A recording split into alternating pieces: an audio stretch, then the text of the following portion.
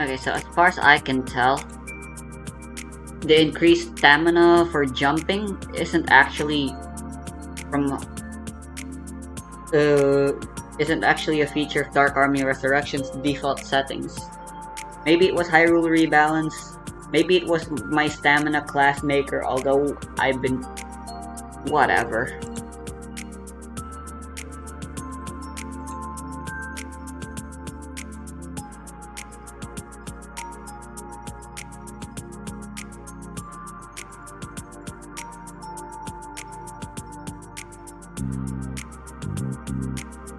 Yeah, it's supposed to be default climbing stamina drain by default, not climbing high.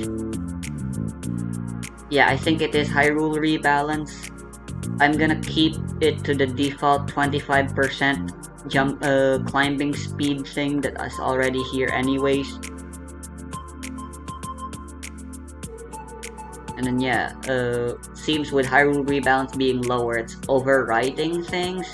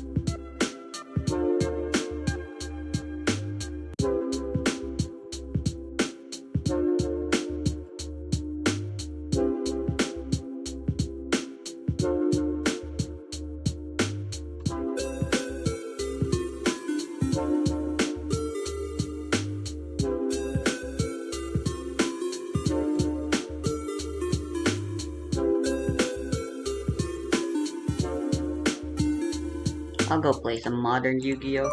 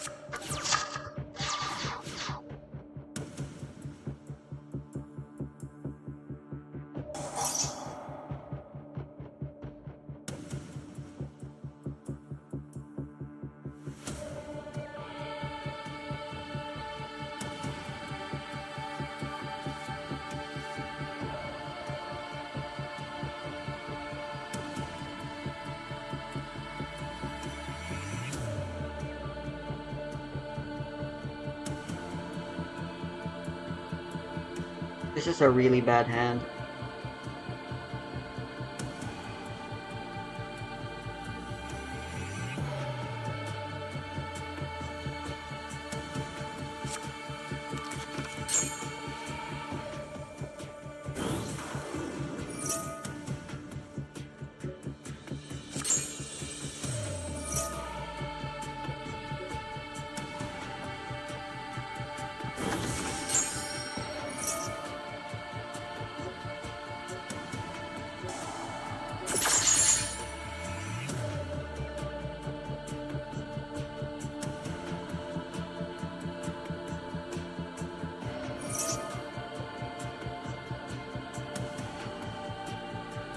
I did have 2 pounds.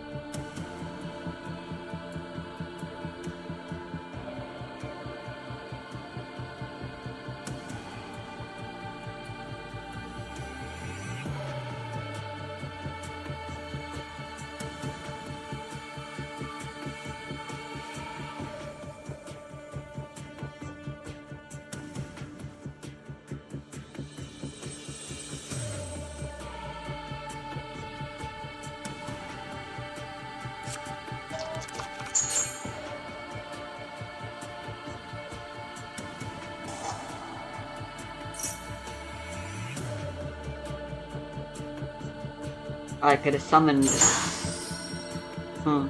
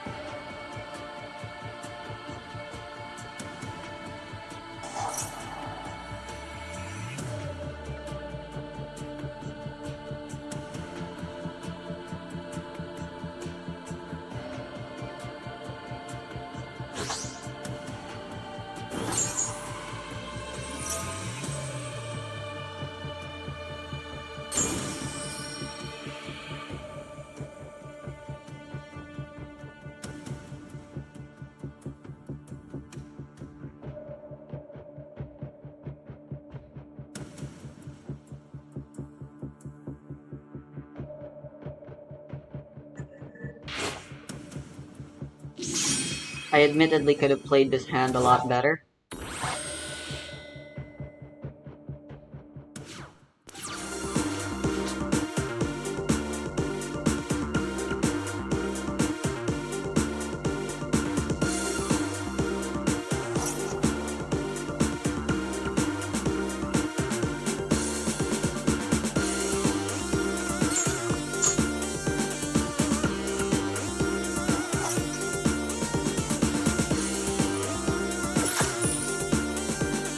It negates activation.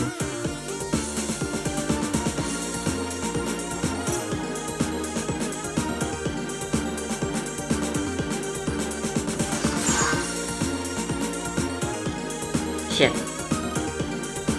Bagus ka.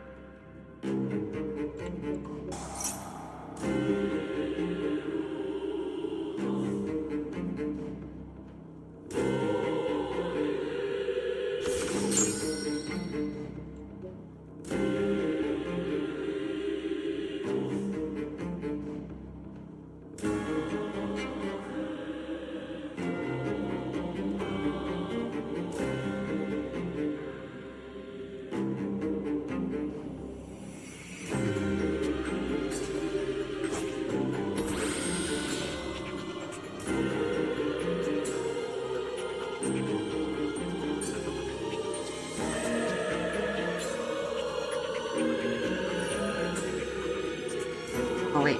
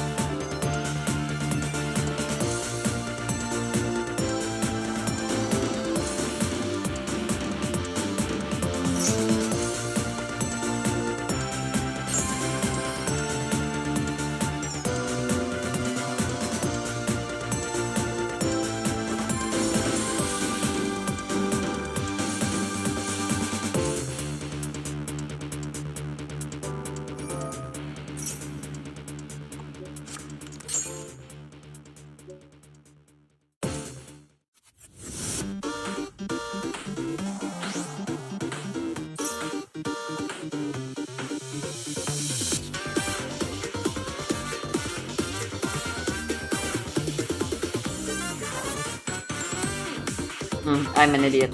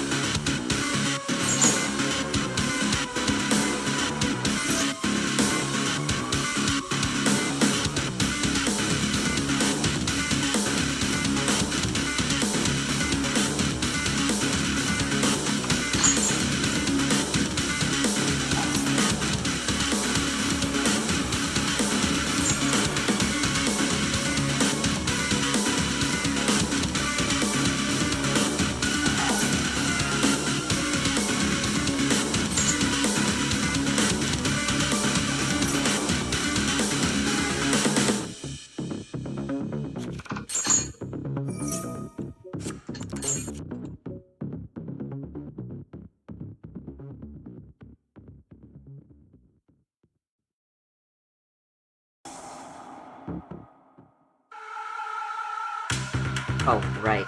Fuck.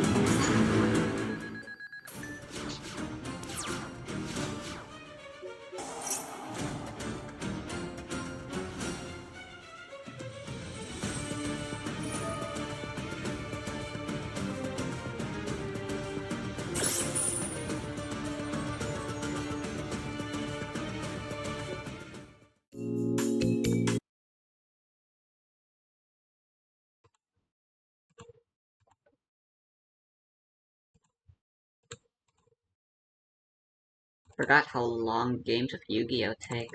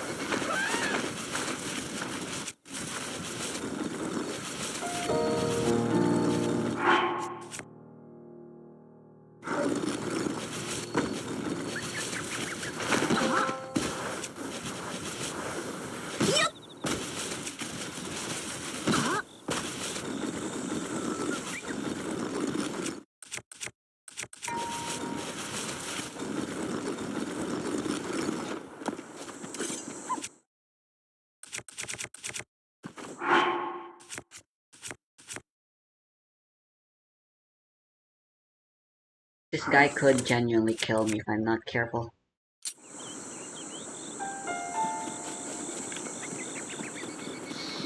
I don't have to fight you? Oh. Huh. Well, too late now, I'm fucking stupid.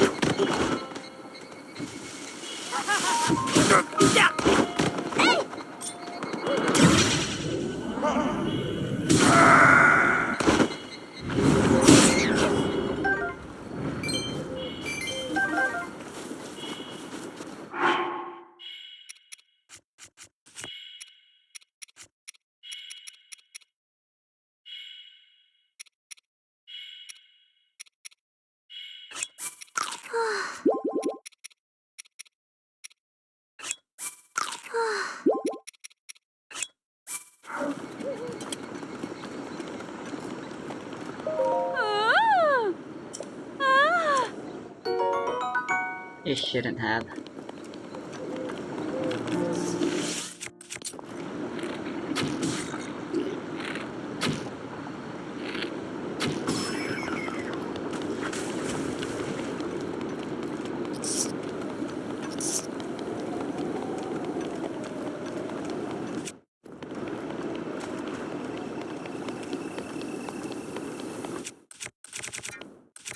Everything works.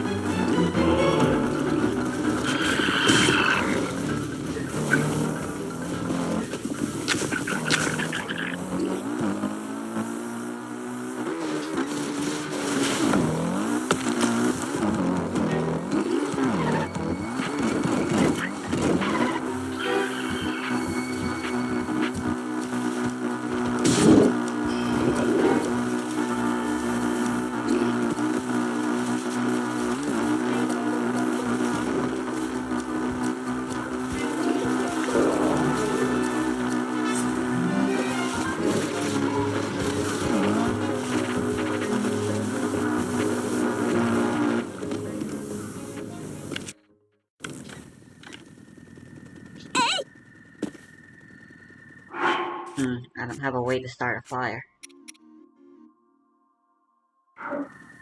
I do.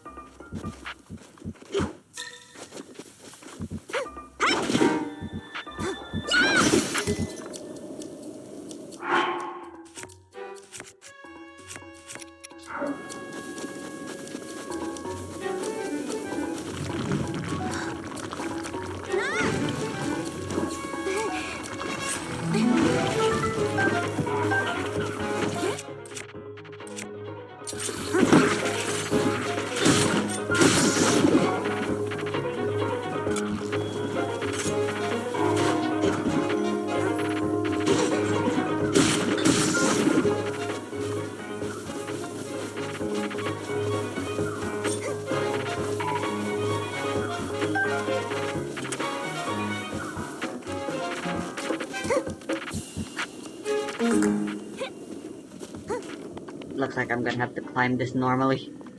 That's something I haven't done in a very long time.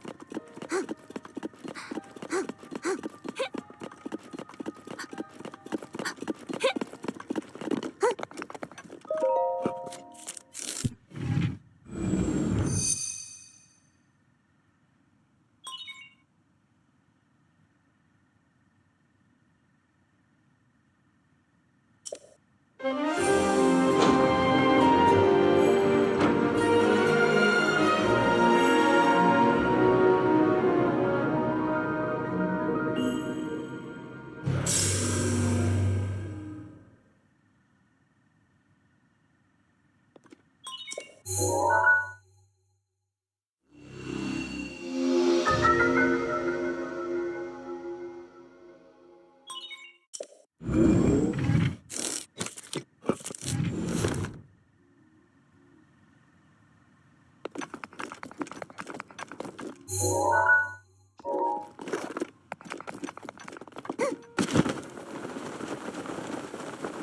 don't think the Phoenix bow is worth buying.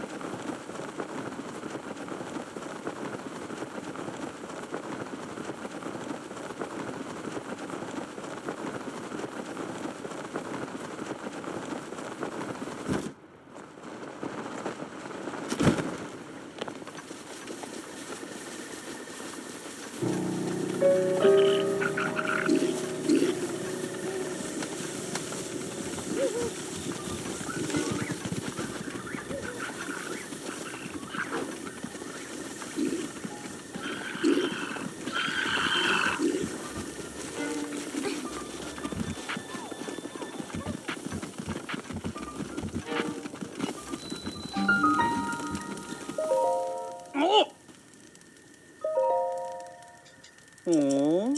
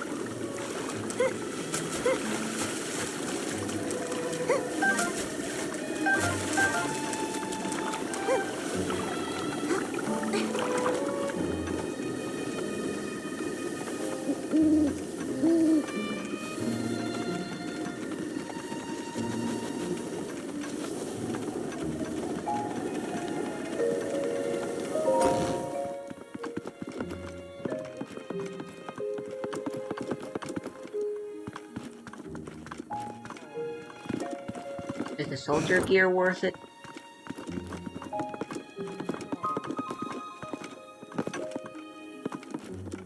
Considering what I have and what I know I'll have. Yeah, buying armor isn't worth it. Besides, we're fucking pissed poor.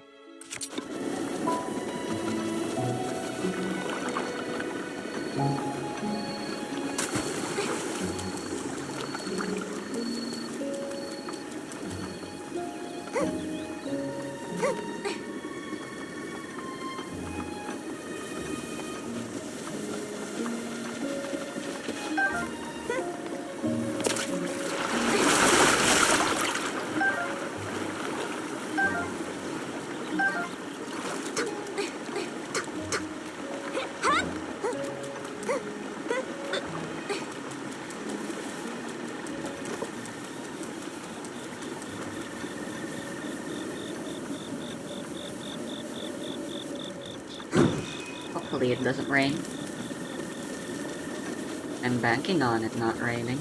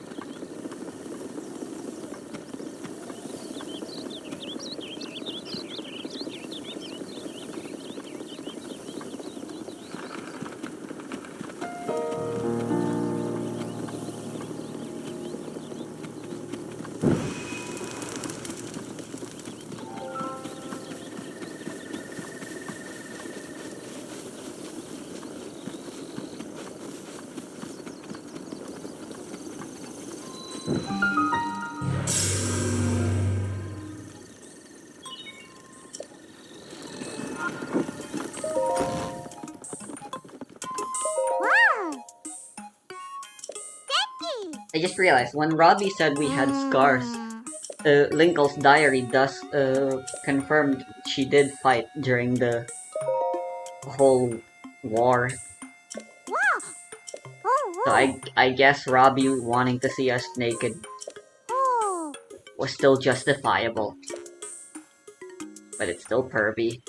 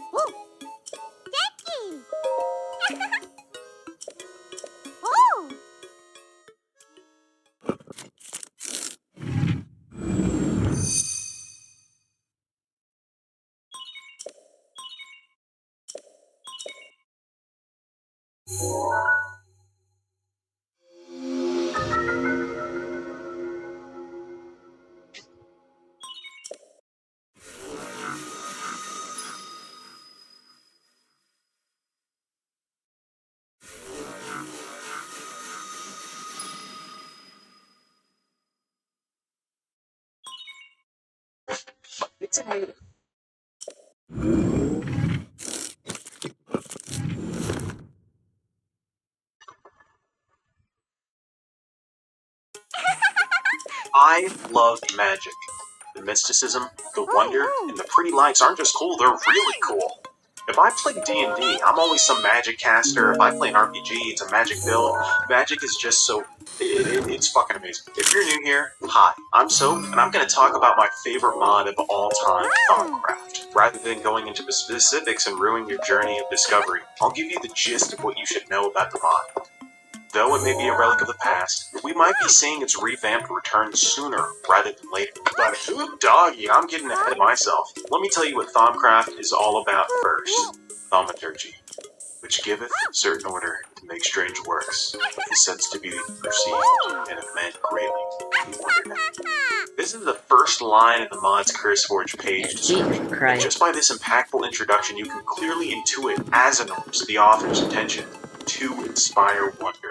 Now, it's clear that the aim of this mod is the aim of most other magic mods. We practically devour the promise of the miraculous and fantastical. It's why we keep getting served multiverse and isekai garbage media. We've gotten some weird mods too, but Thaumcraft differs from the cliche, in that it doesn't vapidly romanticize sparkles and special sticks. We love magic because its concept acts as a very personification of excitement and splendor. And that is exactly what Thaumcraft provides. The mod changed a lot through its history. Its first version was basically another Project D, and you would find items, melt them down into the Thaum, and then turn that into other valuable shit like diamonds. There were other magical things you could do, like create armor sets, there were special rooms that could push and pull mobs, and even create temporary singularities. And this version, to me, sort of feels like I was left wanting more. It feels like a flash in the pan. The things added are definitely cool, but not necessarily memorable. You journey to collect the parts you need to make a mob trap more efficient, or to set up your item conversions, and that's where everything sort of stops. Like I said, there's cool magic items and processes, but nothing to help you develop that personal relationship with the rest of your world. And Thaumcraft 2, though, this changed up things big time. This is where research began in two forms, the actual research and then the discoveries.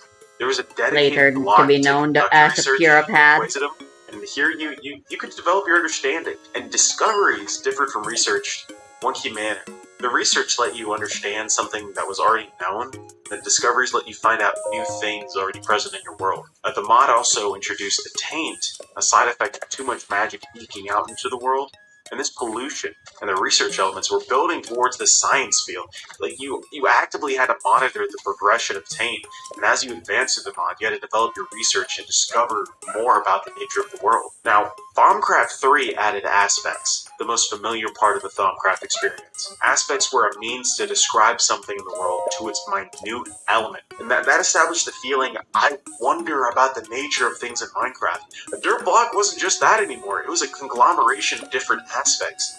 Ones that you wanted, that you needed to discover. The research. Actually, where's Simon in Tears of the Kingdom? What is he doing? And we got some sick multi-block structures too. That emphasized the spirit of curiosity. Now, Thaumcraft 4 was the best Thaumcraft. It's the one that changed the least in hindsight. It refined and evolved the Thaumcraft theory and new shit, but at its core, it was still very similar. And that version gained 2 re-editions, 4.1 and 4.2. And 4.2 is the most known version of Thaumcraft. It refined and revolved what Thaumcraft truly means. And 5 and 6 were okay, but they still retain that era of WoW. I didn't like how they did away with the wands. That was really weird to me. But as you advance through the Thaumonomicon, discovering these truths, not just as a mortal being, but as an aspiring mage, you continue on this journey, not to finish it, but to discover more, to learn more, in the most fantastical of ways. Sure, there's the great unknowable, there's danger in what you pursue, and you might never reach the culmination of your efforts, but your efforts still matter. In this respect, Thaumcraft romanticizes the process of discovery, of exploration. That is the true magic of this mod. That's what the point of all fantasy magic is trying to aim for. It epitomizes that sense of discovery and wonder. It, in the most roundabout, wonderful way, made Minecraft more Minecraft. My great longtime friend Barlex made a video recently. It's called Why You Aren't Enjoying Minecraft Anymore, How to Have Fun Again, which all of you should definitely check out. I'll link it in the description. But in it, he reflects on why most people have these 2-week Minecraft phases, only to drop the game until a year later. You know, we're so used to being flooded with content, consuming mass-produced brainwash trends that end up pushing players towards sensationalized, fast-paced Minecraft experiences. We want to have a server arc where everyone's at war, and then an arc where everyone is creating a currency, and then an arc where everyone's at war again. It's just... Barlick says we should adopt a more immersive playstyle that embraces imperfection, exploration, creativity over efficiency. By slowing down progression, deliberately limiting tool upgrades, and focusing on building meaningful worlds and journeys, we can rekindle our original wonder and satisfaction with the game. And I believe that any addition, be it mod or data packs, should keep this in mind. The original beauty of Minecraft was the peace within patience, the simple joys, the willingness to face that blank canvas of a world and build something only you could, to mine and to craft. When I was in middle school, I played a lot of different mod packs. This is when the Technic pack was still popular. I know everyone uses CurseForge now, but I remember playing Volts. I remember playing Tekkit. And then there was this little-known mod pack called the Primordial pack. Now, none of you probably ever heard of it, but this is where I was first introduced to Thaumcraft. This pack had a dedicated server with a handful of people on it at any given time, maybe around 4 or 5. And 10-year-old me made some friends on it. A guy named Soulthief, Beekman, and JDC. I haven't spoken to any of them in years. Last time I spoke to them, Skype was still the dominant social platform. Anyways, they taught me loads from the pack. There was Botania, Thaumcraft, and others. The most valuable memories I made were messing up an infusion altar or accidentally throwing Alumentium on my chest. I was discovering, failing, and learning all over again thousands of times. I had some pretty cool people to guide me there too. Soulthief, Beekman, JDC. If you see this, reach out. It's Soapy.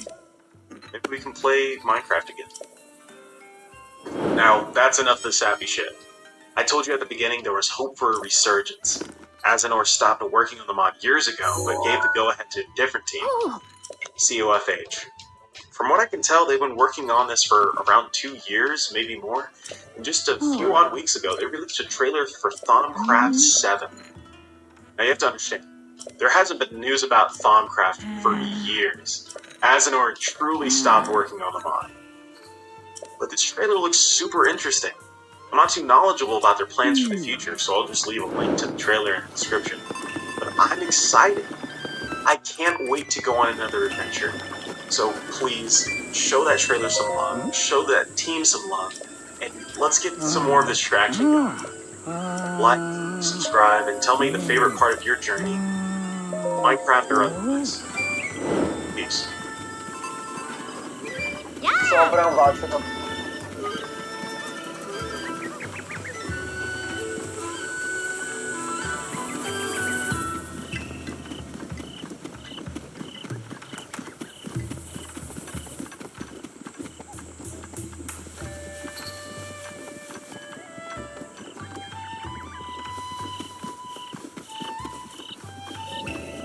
Oh, right, I need money.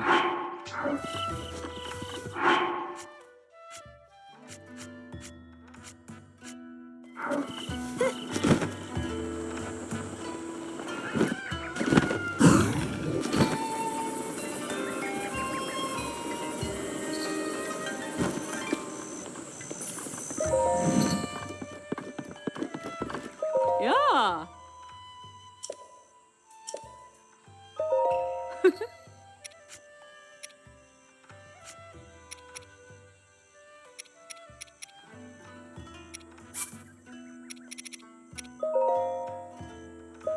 Ah.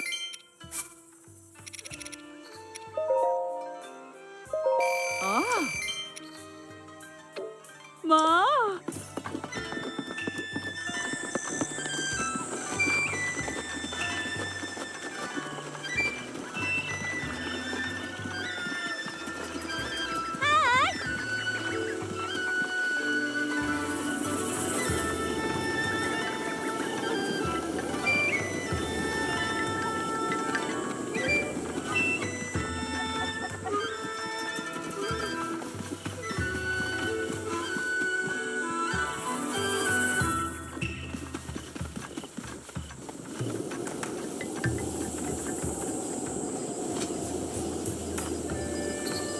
Where'd the blue piece go?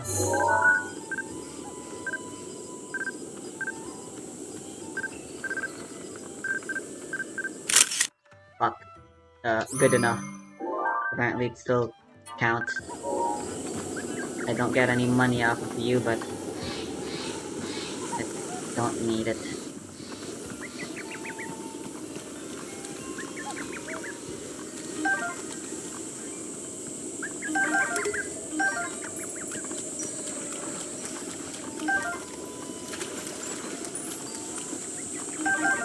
I don't need it.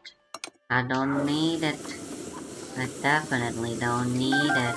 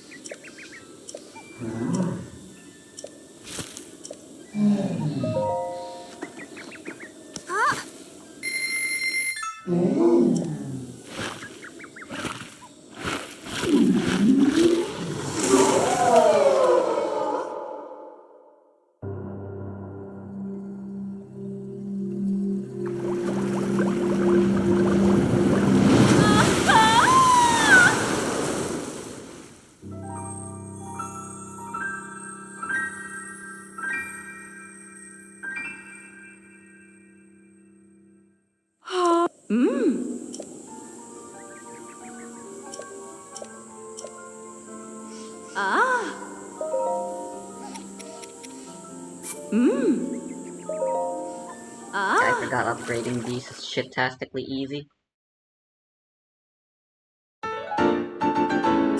Ah. Hinox's toenail's gonna be a little harder. Mm.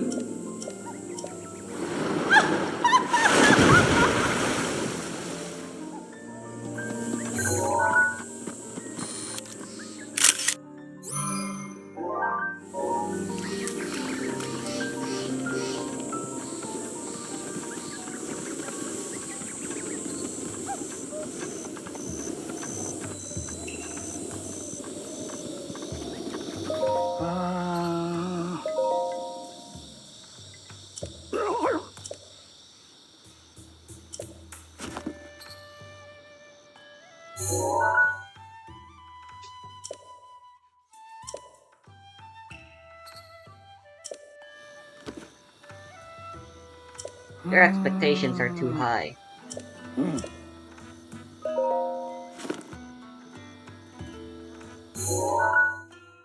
Ah.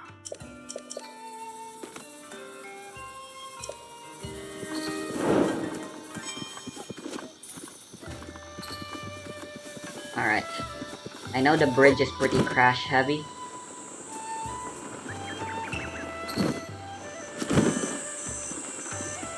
I'm I'm gonna save. If it crashes, then I'm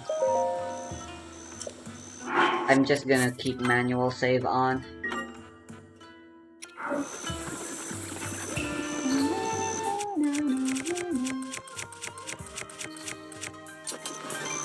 Yeah!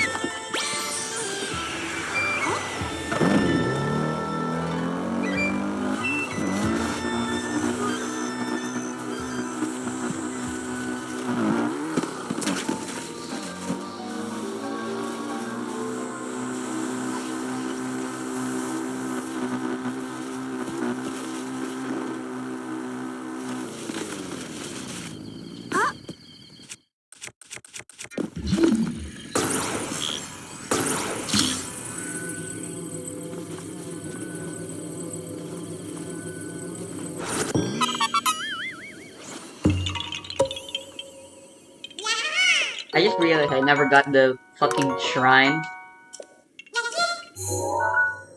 for Hateno. I'm so smart.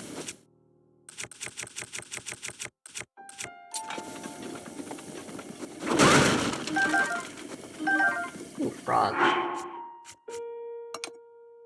Wireless frog. Huh?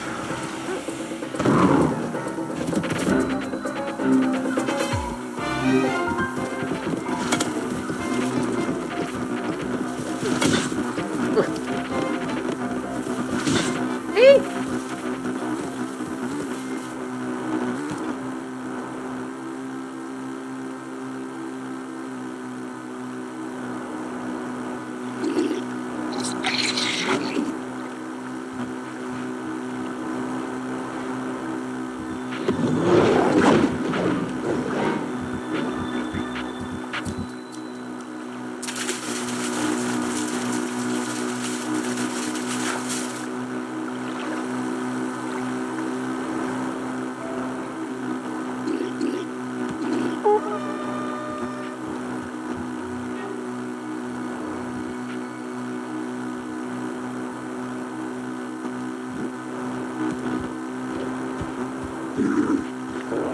Oh, was that a battle axe?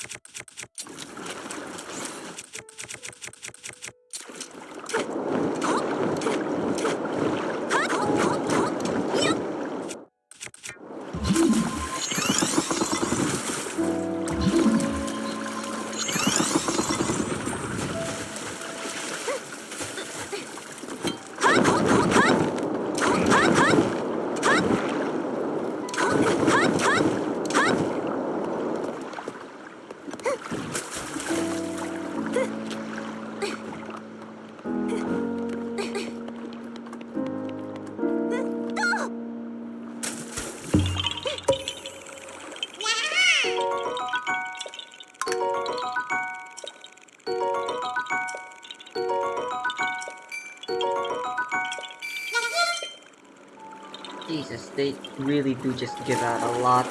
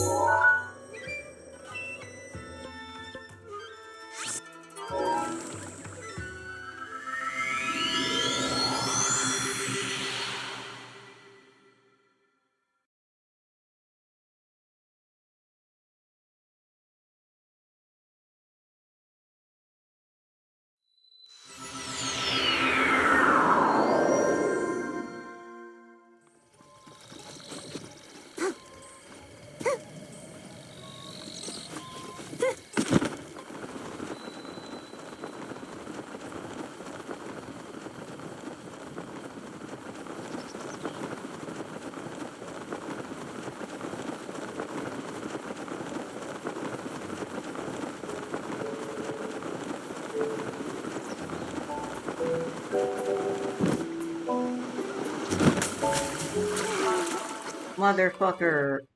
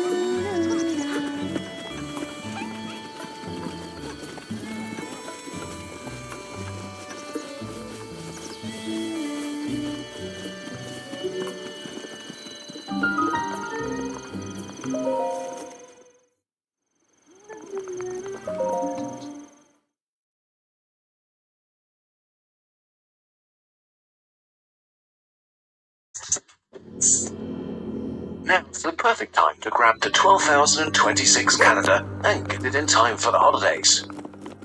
Our best theory of the universe could be wrong.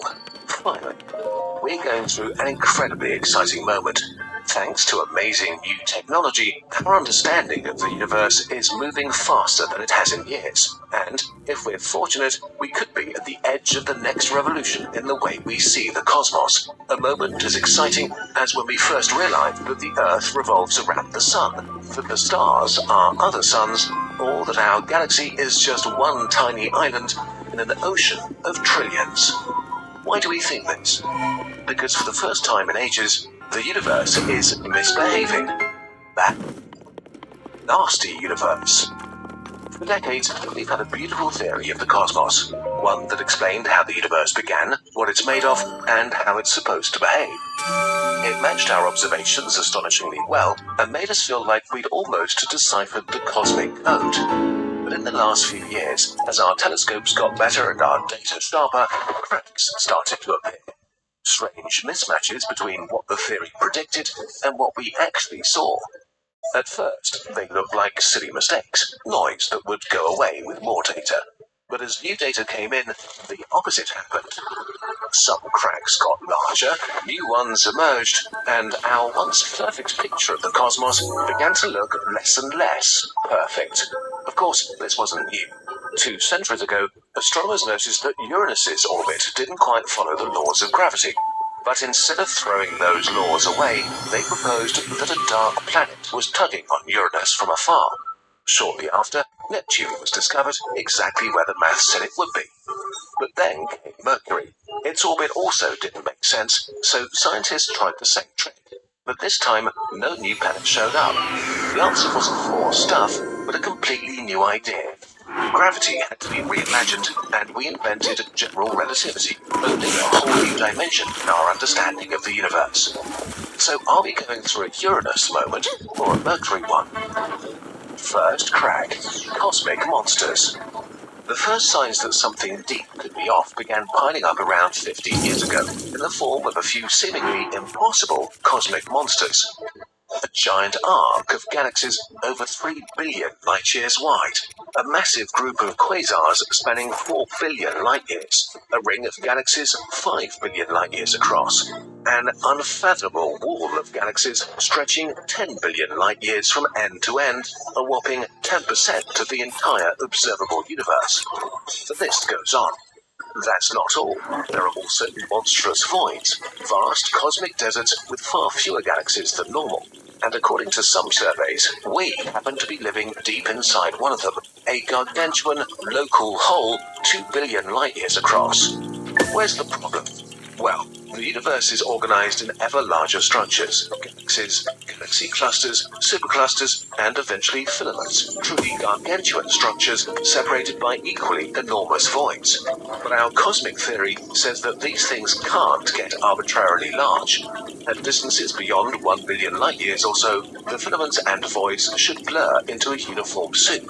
And this is more than a technical detail, it's a basic pillar of all our attempts to make sense of the cosmos itself. Our understanding of the universe rests on one key assumption: the cosmological principle. This is the idea that if you zoom out far enough, the universe should be uniform, looking the same everywhere. This is crucial because it means that our limited view of the cosmos is a fair sample of the whole. That even if we are tiny creatures living in a speck of dust, we can learn things about the entire universe. Both the cosmos itself and our place in it might be more unruly and chaotic than they should be. But if the cosmological principle turns out to be wrong, we have a huge problem. If the universe isn't the same everywhere, we could be like ants trying to guess the flavor of a cake while sitting on its only cherry.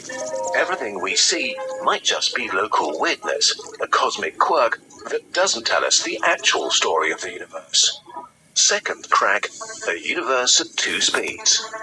The next crack appeared about 10 years ago. It tore straight at the fabric of space, challenging how fast it grows. Every second, the universe gets a little bigger. We know this because we have different ways to measure it, and all confirm that space is expanding. The problem: we can't agree on how fast. It's like measuring the speed of a car using 2 devices and getting different results. You read 67 on the speedometer, 73 on the GPS. One of the instruments must be broken, right? But then you check them again and again and again, and both work flawlessly. This is very much what happens with the universe. The details are messy and complicated, but they don't matter for this story. The important part is that, as measurements and calculations have become more and more precise, the disagreement has only become worse. By now, the chance that this mismatch is just an accidental fluke is less than 1 in a million. The universe is literally giving us 2 different answers to the same question. So something fundamental must be broken. Either our measurements of the universe or our basic understanding of it. Third crack: old galaxies in a baby universe. The latest surprise is only about 3 years old. It shattered a key part of our cosmic timeline of how and when the first galaxies formed. Telescopes act like time machines. Light from distant galaxies takes so long to reach us that we don't see them as they are now, but as they were in the past. In 2021, we launched the James Webb, the most powerful space telescope ever built. And almost immediately, it began finding bright, massive galaxies so distant that they belonged to a time when the universe was extremely young. The problem: some are so premature that they date back to 280 million years after the Big Bang, far earlier than anyone expected. Our theory says that the amorphous soup of matter that emerged from the Big Bang gave rise to the first galaxies through a long chain of mergers. Tiny lumps of dark and normal matter gathered under gravity, building larger chunks that then fused into even bigger ones, and so on. This process is lengthy. By our best estimate, the first large galaxies should have emerged 500 million years after the Big Bang or so, not much before. It isn't only that we found large galaxies existing way before that. The new galaxies also seem to be too mature. Matter in the baby universe was made up almost entirely of hydrogen and helium. Heavy elements like carbon or nitrogen were only forged later in the cores of stars, which had to explode to release them. But some of these super early galaxies contain a lot of heavy elements, meaning that entire generations of stars must have lived and died even before them. So this is like finding grown-up kids in a kindergarten. Either the first galaxies sprouted in fast forwards, or we're missing something huge about the infancy of the universe. Cracks to crisis. These problems aren't the only ones. Our theory also says that the Big Bang should have created 3 times more lithium than we see out there, a decades-old edge that astronomers just can't scratch. It predicts that dark matter should pile up sharply at galaxy centers, but instead we find gentle hills. It says that dark energy, the mysterious force pushing the universe apart, has stayed constant since the Big Bang. But last year, one of the biggest galaxy surveys ever conducted dropped the bombshell that it may have been changing over time. If true, this would overturn our current picture of the universe, its past and its future. Even things that we considered settled beyond any doubt, like the interpretation of the cosmic microwave background, are suddenly up for debate. Those early galaxies might have been bright enough to contaminate the signal. These are bold claims that require much more evidence. The fact that such fundamental things are being discussed is staggering. So, okay, what does all this mean? Right now, there are furious battles going on. Some scientists argue that these aren't real cracks, but mirage that will disappear with time, or raw gems that will end up refining our fins. Others are more radical, saying we need completely new ideas. But whatever the case, the big picture is difficult to ignore. The sense of crisis is growing. For the first time in ages, we don't really know what cosmology will look like when the dust settles. Which is amazing, because in science, crisis doesn't mean failure. It means that the machine is healthy and working. Science doesn't move in a straight line, but in cycles, periods of calm, followed by sudden crises. When a crisis hits, experiments start giving results that don't fit existing theories. Confusion grows, and strange ideas pop up. And eventually, there is a revolution. Deeper truth emerges, and the new cycle starts over again. The universe is screaming that our story is incomplete. Whether we'll find a cosmic Neptune or a cosmic Mercury, one thing is certain, the cosmos is about to get a lot more interesting. Science makes progress because people make a plan, and are then flexible enough to change it when they get new insights. That also goes for managing your business. As your business grows, you might need the help of today.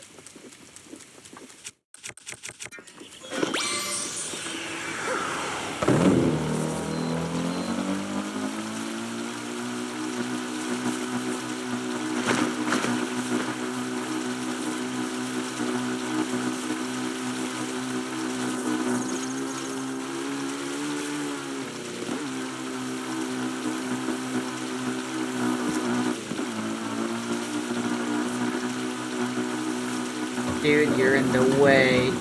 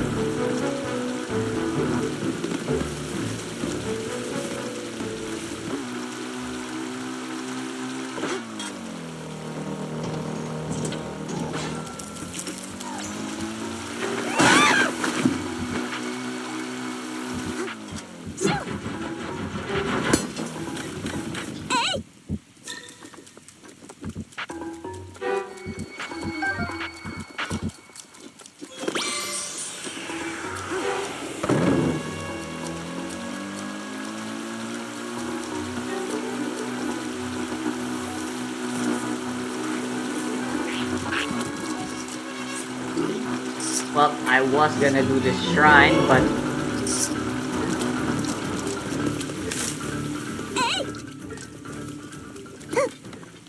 there's a fucking guardian. Oh?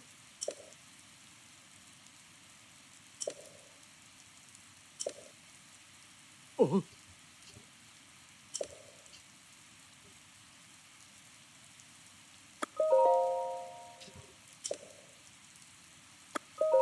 Oh. Oh.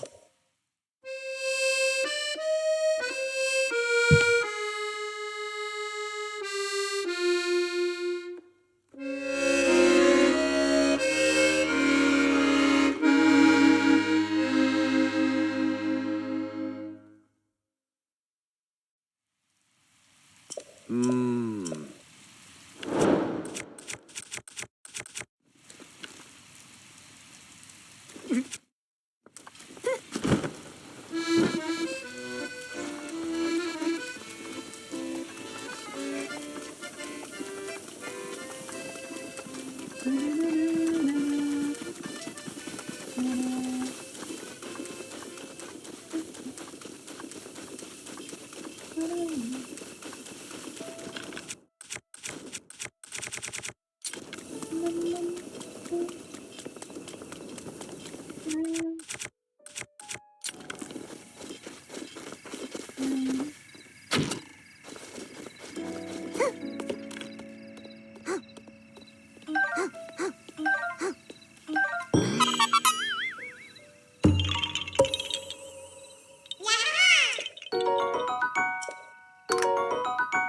Ooh.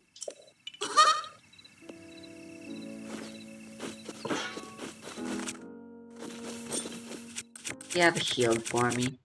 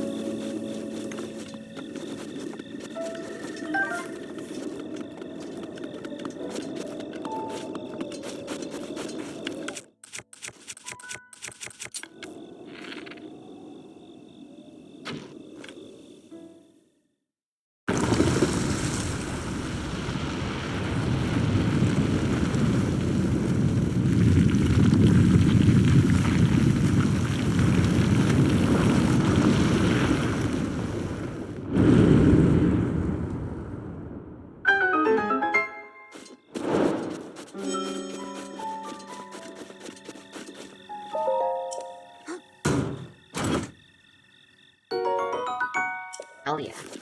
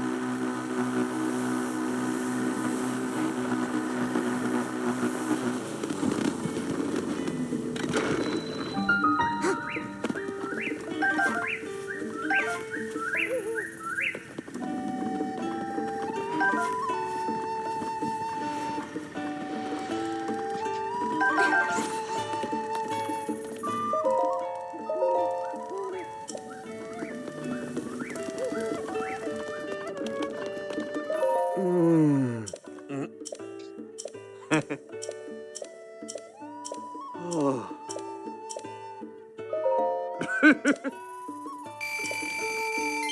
Hey! Wow!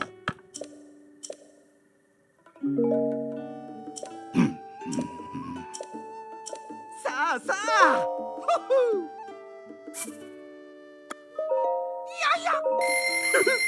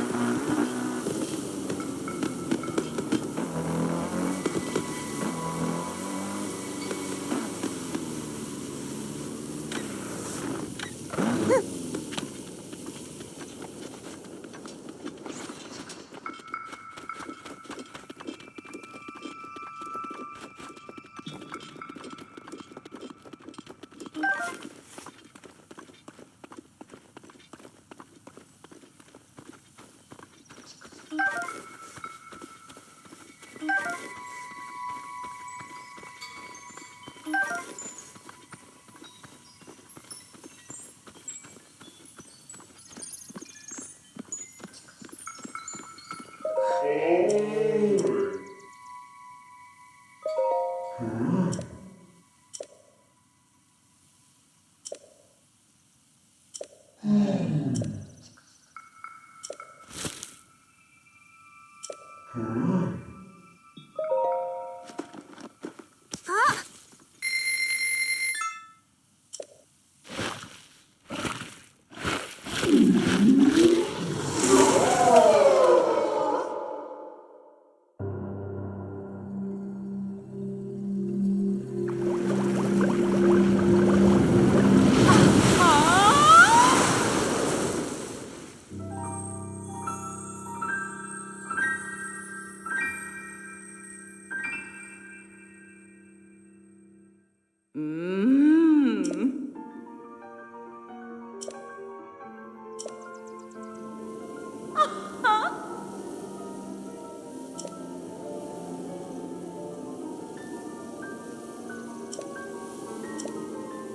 음.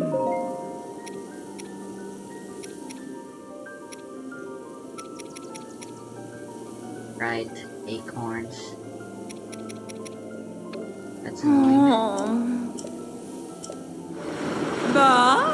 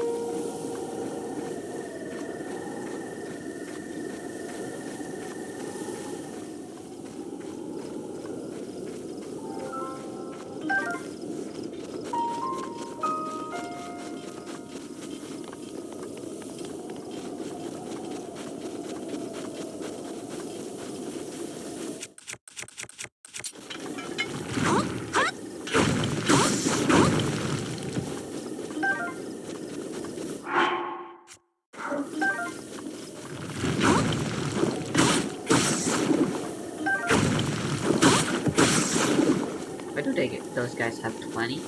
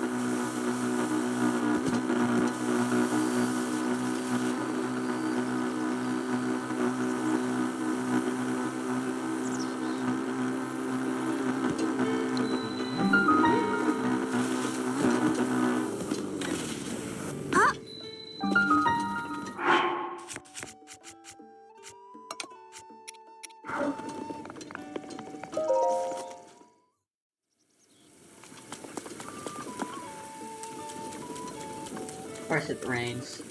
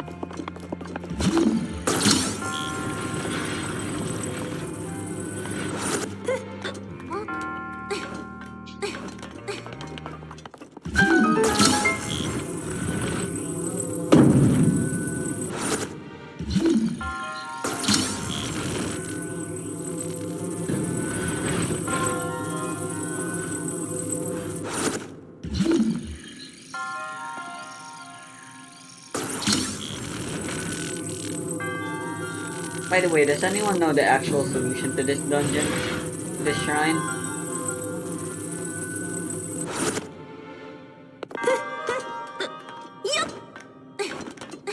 This is always how I've solved it.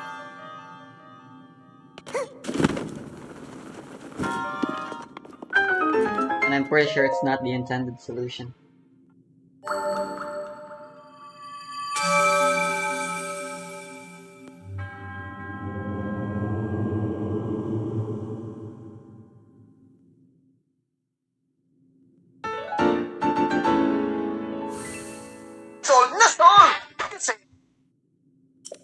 Hi, lizards. Do you need hightail lizards, hardy lizards, or fireproof lizards for Zelda Breath of the Wild? If you're looking to upgrade some gear, cook some good dishes, or simply collect them, today we'll learn exactly what they're used for and where to find them. I'm Nico, and I like collecting things in Zelda, and I like helping others find them too. If this video helps, give it a thumbs up, and if you want more Zelda content, I hope you consider subscribing or at least checking out the channel. There's a few things I'd like to mention before we learn the information on each specific lizard. Lizards run away if they hear or see Link. Having at least level 2 stealth will allow you to go up to them at full speed of walking, not running, then grab them. Take a second too long and they'll run away. Also, unlike some other critters who disappear after one hit,